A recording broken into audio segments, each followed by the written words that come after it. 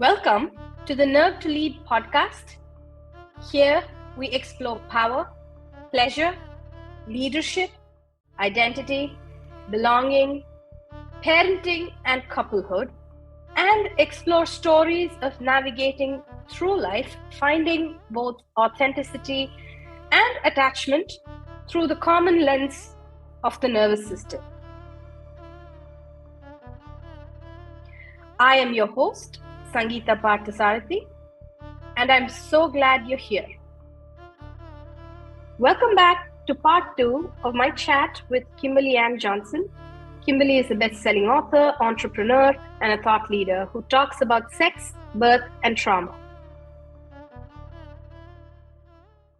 But I want to get back to this, the reclaiming the feminine piece, the spirituality versus sexuality. Also, very big point you make about motherhood and sex. I think that's, again, globally, that's cultural, that if when one becomes a mother, they're somehow deified and put on a pedestal and superhuman, and all these memes that come up about mothering and motherhood, and yet we're so alone and we're not doing it with the village that we were supposed to do it with. But situating sex and sexuality in that context, I think, is really, really powerful. And what you talk about, having sex that changes the world, and sex and pleasure as activism. Tell us a bit more about that. Well, I was reading a book by Laura Gutman, who's an Argentinian psychologist, called Motherhood: Coming Face to Face with Your Own Shadow. And she coined this phrase, the feminization of sex. And she was talking about how that's what happens postpartum, because after we have a baby, our female pleasure has to be at the center of the experience, because the female body is the one that gave birth, and that's the one that's undergone all of these changes. And so the pacing has to be led by that person. And that really is an awakening for most people, because if our sex beforehand was performative or was adrenaline driven, is like now we can't really override that for the most part, because maybe it's painful, maybe it's uncomfortable, maybe there's like leftover stuff from the birth that's still with us. And so we're really asked to learn how to communicate much more clearly about our desires, which I think most people take as a bit of a punishment, a bit of a bummer. I think there's a lot of grief that goes into that, because we may have been having sex that we thought we were enjoying, but it was kind of singularly toned. And then afterwards we realize, like, wow. And I think there's a sense from a lot of partners, wow, this, like, I thought everything was okay before, and now you're telling me it wasn't good before, and now you're telling me it has to be completely different. So to me, it's a real call for maturation and a deeper level of communication, and bringing more of ourselves to our sex, more of our emotionality, more of our soul. And there's a real opportunity for a deepening of communication, because we know throughout our lives that our physical arousal journey is going to change for men and women. And this is one place where we really have a chance to deepen in our connection to ourselves and to another person or people. That's beautiful. And this is, I think the first time, I can't remember when I heard it the first time, is that women peak sexually at 40, and at 40, the thing is having the libido of an 18-year-old man. And that's just mind-blowing, because you don't think of postpartum, women that have given birth or are done with reproductive journeys as, well, you think of them as fertile, but you don't really think of them as sexual or having desires. And so it's just, it opens up a big discussion around. An interesting, because right now you're kind of placing fertility and sexuality together, which of course they're related. And especially now I'm in my non-fertile years, and we could call it like a non-fertile brain, because our brain does change based on these things. I think that this just calls into question, like, what actually sexuality is. And if we think about it just in terms of fertility and reproduction, that's one kind of sex. But if we think about it beyond that, then that's an elemental part of expression and who we are, and it's independent of how we look, and it's independent of our size, and it's independent of our preferences. That is just our erotic nature that takes shape. That statistic about like women's sexual prime, I mean, our reproductive prime is around 28, and for men is earlier. But I think that that idea of a sexual prime is really probably libido based, and of course that can't be separated from all the conditioning that's always towards youth, that everything that's beautiful is youthful. That feeling that we may have had where we're ready to have sex at any time, or that desire is like right there, that does shift. But we also, it's possible that we become much more clear with our desire, our communication, much less self-conscious, much more comfortable in our own skin, much less worried about what we look like as we're having sex. All of the social nervous system proclivities of fawning and fitting in start to fade into the background as the estrogen levels drop. And so we're not really so concerned about what anyone else thinks about who we want to have sex with, how we want to have sex with them. If we don't want to have sex at all, we're not concerned about pleasing someone else to do it, and to take that for ourselves and be unapologetic about our own pleasure, which essentially is like really hot, you know. Oh, absolutely, absolutely. Yes. And yeah, I think that makes a lot of sense. And the thing that you say about fertility and reproduction and how it changes the brain and how it changes our entire being, not just our libido, but in the entirety of how we show up in the world. Is there like a sense for how your own journey has been, like you described, now you're in your post, reproductive years to when you started? How has that journey into, I don't know, activism or having viewpoints or impact or even, entrepreneurship, how has that evolved for you? Well, it's a little bit hard to say because I'm a Gen Xer. I'm almost 49. And, I'm super bored of social media at this point, annoyed, bored, worried about it. And so I'm like tired of taking pictures of myself. I'm tired of that. It's hard for me to say if that's also just if that is my age. And it's like, 10 years ago, it was exciting for me to take pictures and to be seen and to explore my erotic identity publicly, to push an edge about what a yoga teacher should do. I remember the first time I did a nude photo shoot and the photos were going to be online. All of a sudden I was like, oh my God, I'm a yoga teacher and people are going to see that I'm doing this. And it was a real time thing of like, is it okay to be sexual and to be a yoga teacher? People look up to me as a yoga teacher. So is it okay that I do this? And at that time in my life, that was about 13 years ago, that seemed really important. Right now, I don't really feel like that. I don't feel like I want to like be seen all the time, but it might just be that I'm also exhausted by it because I've been doing it for a long time now. I've been in the public eye in this way, having these discussions about what it means to have an erotic identity as a mother, what it means to do that as a single mother, how to find relationships when you're out of partnership and you don't have money for babysitters and you want to be with your own child, because that's why I had a kid, because I really wanted to be with her. Working through my own attachment wounding that I had no idea was part of becoming a mom at the same time as single parenting and having a lot of converging challenges. So I think that, yeah, it's become less important to me too, because that is part, right? When you're ovulating, there is sort of like a peacocking quality to it. There's a magnetic energy to that of people are going to look at you even if you don't want to be looked at, but you're also like that's what we love feeling. We love that yang energy of being out there, being available, being extroverted, and we don't like the yin feeling of coming towards the bleed and the autumn and wintry season of ourselves. And that's what this time is in perimenopause, is like more of a wintering season. And I do believe that, at least for me, I can tell that this is just a phase, and that this isn't like a forever thing, that there will be a time when this experience is complete and I'll have a new spring, which in Chinese medicine, they call like post-menopause the second spring for women.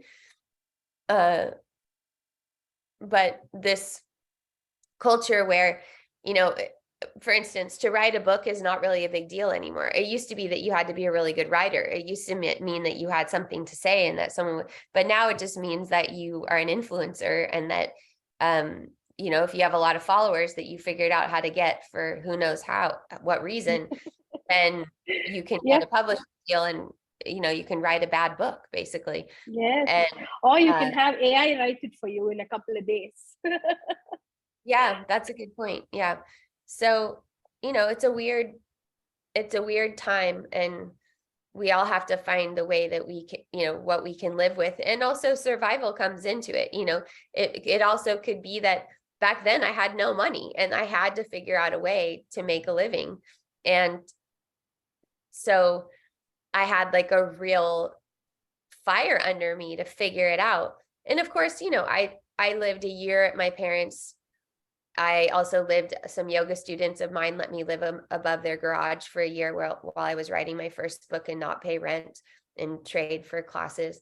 So it's not that I've, been seen the end point the whole time, but there is something to also just being financially secure that's not making me what I might call like compromise my ideals, even though that's just what being adult is. Like being an adult is about learning how and when you have to compromise your ideals, because the world is not conforming to the way that we think it should be. So I go through phases, but I'd say that's kind of my main. I feel much more internal and much less of a desire to be out there. And, honestly though, too, it's like I've written 3 books now and I taught so many people, and there's a feeling of like, I don't want to keep writing about the same thing. Yeah. I've written about it. I've talked about it. And that's just part of my nature. I like to create, and I like to be, evocative and innovative, and I tend to be like pioneering and in the front of trends. But it's also because there's a much higher toll to being a public figure than there ever has been. And so I've gone through major slander campaigns, and it makes you just recoil, because essentially I love my life. I have a beautiful daughter. I live in a great place. I have a wonderful husband, and there's a million things that I could be doing that feel like they would be valuable in contributing. And so I do take it as like my own bodhisattva vow that I return to offering. But it takes its toll too. Yeah. So tell us about doing the work. Has many different connotations, but in this context of really going into the body, that's a different experience. For a lot of my clients, by the time they come to me, they've explored, they have a spiritual practice, a meditative practice, potentially, a therapist, mindfulness, journaling, all of that. And it is really hard to be in the body, the PTSD, looking at it through that lens, labels or no labels. My audience tends to be high achieving, and I use that word in the way, what I mean by that is growing up in early environments where love and belonging was conditional on performance and achievement. So that's the context of that. And then grow up to be pretty successful, I guess, in the outside world and in the global scenario, first generation immigrants, having that the model minority, like, the Tesla, the, working for the fan companies, and, sending 2 kids to private school and all of that, the $1 million homes in Bay Area. And I ran that race as well. And then there is this whole big reckoning that comes with it. I think there is that And for many people, it comes through different ways. For me, it was birth, and I know that for many others, it's grief, it's loss, it's various things where you actually come to reckon with this idea of, wow, this is what, coming home to the body as an experience. Talk to us about finding, the right therapist, the right person. And again, trauma is a very commoditized word, but, the sense that I'm talking about it is, things that prevent us from leading a whole spectrum of, enriching, experiences as an adult, authentic experiences, including being available to pleasure.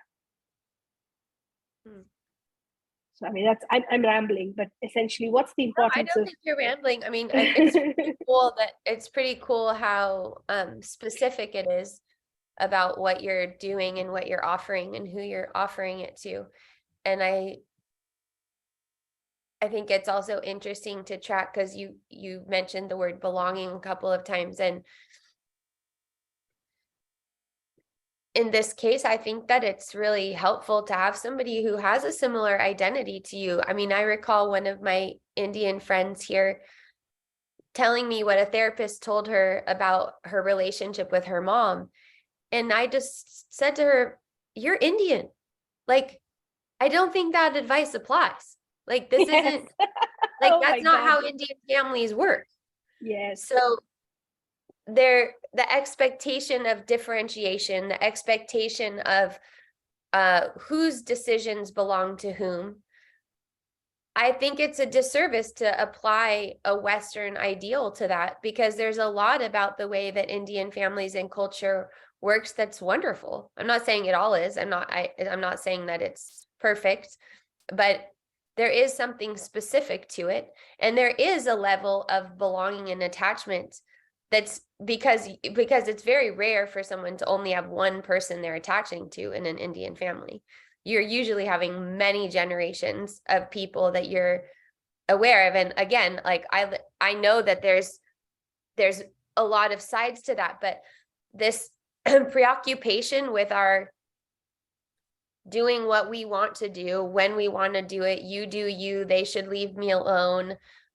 It's all stemming from individualism. And unfortunately, that is also a colonial import. Absolutely. That hyper-individualism as a trauma response.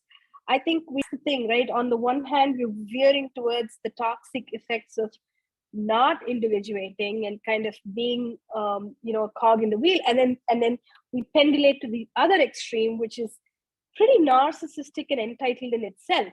I've heard you talk about this many times, about this, the hyper individualism side of it, the other extreme. But not even for when I'm talking about the individualism, I'm not even talking about it in like almost like a personal way. I'm talking about upholding that as something that's, I mean, that is part of what, I forgot what you called it. I think you called it, you had a word for it, but I mean, that is a colonial import. How we identify an individual and what healing means, and that healing would happen in a one-on-one method where you're sure India has a long history of people sitting with themselves as a means to liberation, of course. But I recently read this book by Rachel Aviv. Did you read this? It's something, do you know what I'm talking about? It's a woman, she's a journalist, she lives in New York. She was diagnosed with anorexia when she was 6 years old. And so she talks about that for herself. And then she talks about the category of mental health throughout the world. And there's a woman in India, and it goes through her and her generations. And she would probably be diagnosed as like bipolar or schizophrenic, but she's also seen as, she is also a seer. And so people are understanding her as a rishi also. But it's about the importation of psychopharmacology and what happens in the culture when things that have a different way of being understood are suddenly only exclusively pathologized.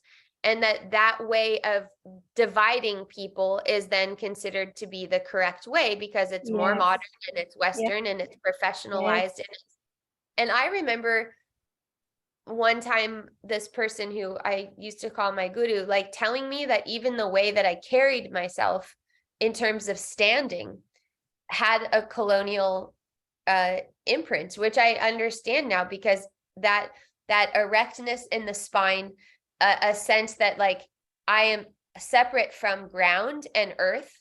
Breasts, the way you, and I talk about this a lot, and the way women hold our breasts, that is out in, a post-puberty, if you grew up in a culture that shamed, work with so many people, where, there is a way in which your spine and your back and your breasts have an impact on everything you do after that. Because the whole idea that one is a woman, once you have breasts, you come into a very complicated relationship with your breast, and hence how you show up in the world as a female culturally, so yeah, that I'm just adding to what you were saying about your gait and posture. Yeah.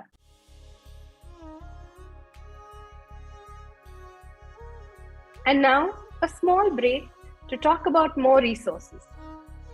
We've created an autonomic intimacy checklist for couples, which gives you a framework to understand nervous system to nervous system safety with your partner. It's free to download and use. It is available as a link on the episode show notes. And now back to our conversation.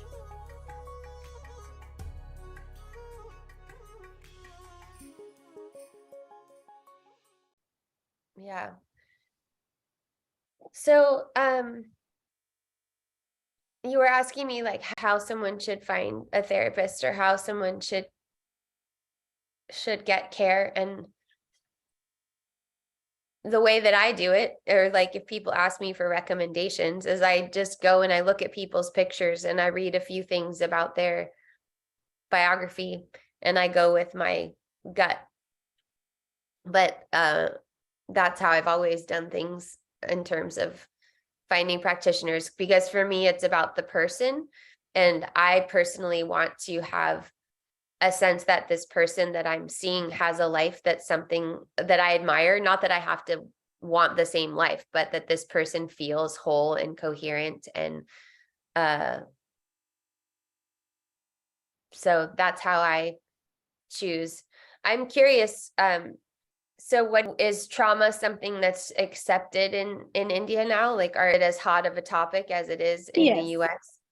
Yes, okay. I think it is getting there, and I think that's amazing. And then you also have this westernized way in which people, it's the same, when you think about mental health, there is also a huge psychopharmacological aspect to it. And then, just as in birth, highly medicalized, are you a doula? Only doctors are supposed to be birth influencers. So there is a bit of that, putting barriers into, who can practice what. So that's there on one end. But I think in the collective conscious, and by that I mean, social media, etc., there are conversations around trauma. There are conversations about early development. There is a lot of conversation around narcissism and mother wounds and intergenerational trauma. However, again, I think there is a lot of nuance to that. The patriarchy and gender roles and this colonial angst, real economic survival imperative and how it affects the body, and then how it, and so this is my piece. I grew up in India, and then I went to school in the US where I lived for many years, and then I met my husband. I went to the UK. We're all naturalized British citizens. My daughter's British, and then we've repatriated back to India. So the journey of that, just rerouting a nervous system, and then for not refugee-based survival reasons, but economic survival reasons, it has an extraordinary impact on the brain and the body. That's my work. That's the kind of the crux of what I do.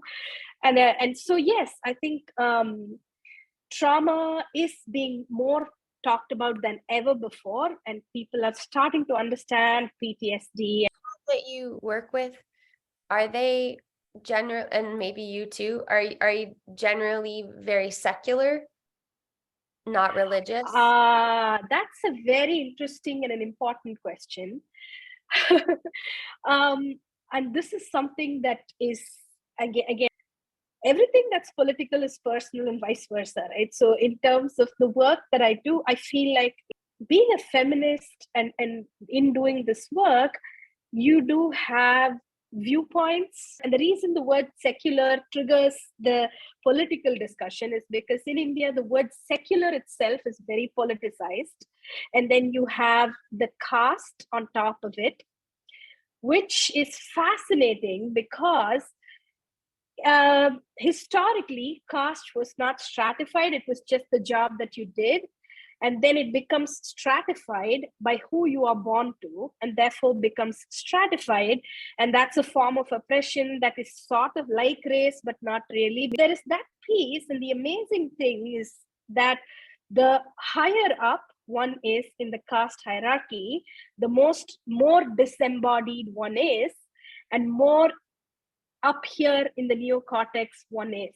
And this has to do with the Brahminical pursuit of knowledge, and that knowledge is the ultimate, So I mean, and it's also a demonstration of what you are not, right? Like, you don't have to get your hands dirty in the field. You don't have to do this kind of thing. But what I found interesting, I mean, you can only imagine, I went to India the first time when I was 19.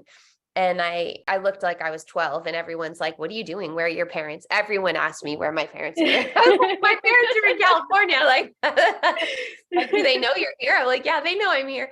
It was like so funny. But now that I see the pictures, I'm like, I would ask me the same question. I look like I'm 10 years old.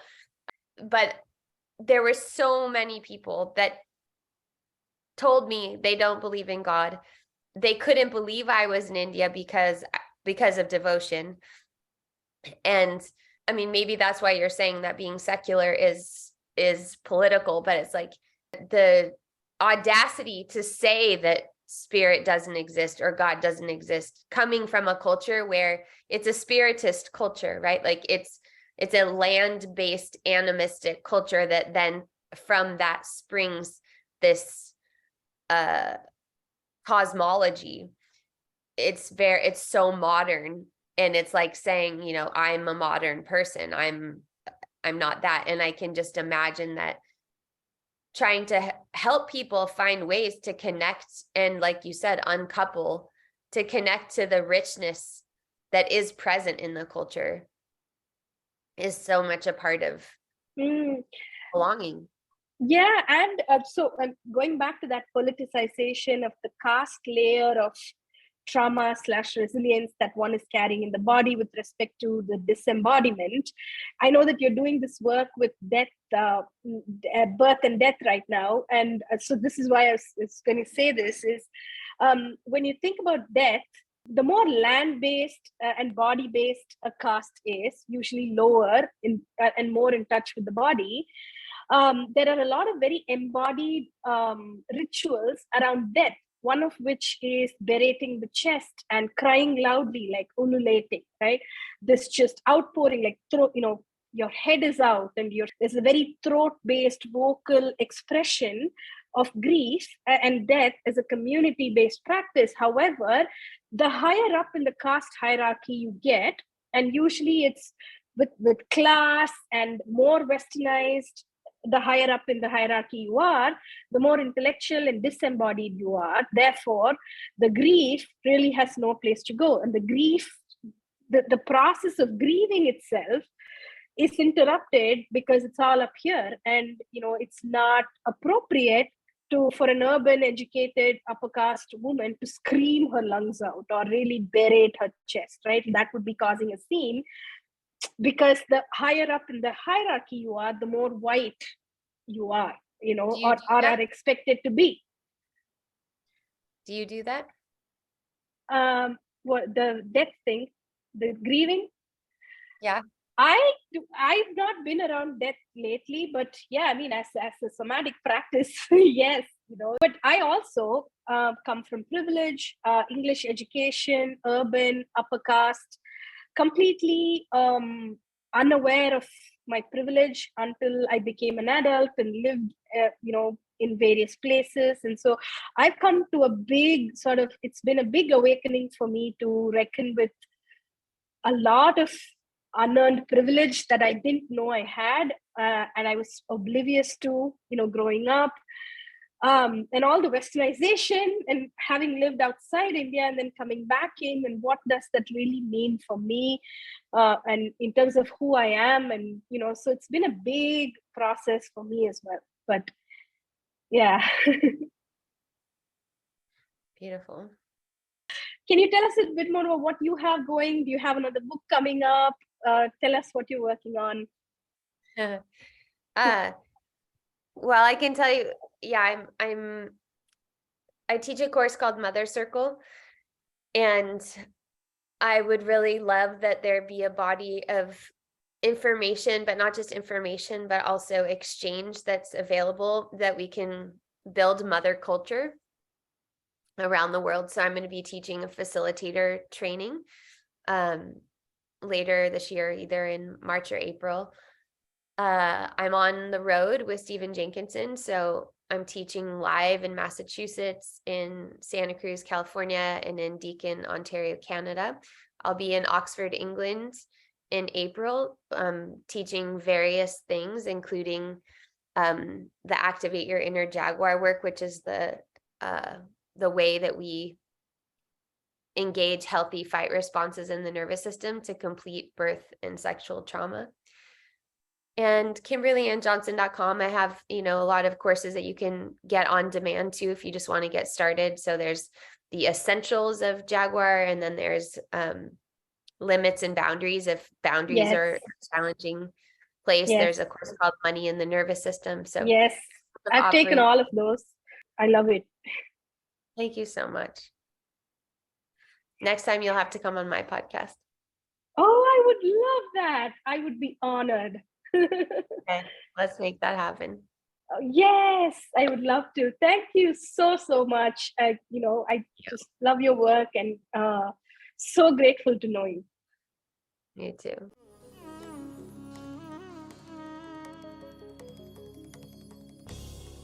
Thank you for joining me today on Nerve to Lead podcast.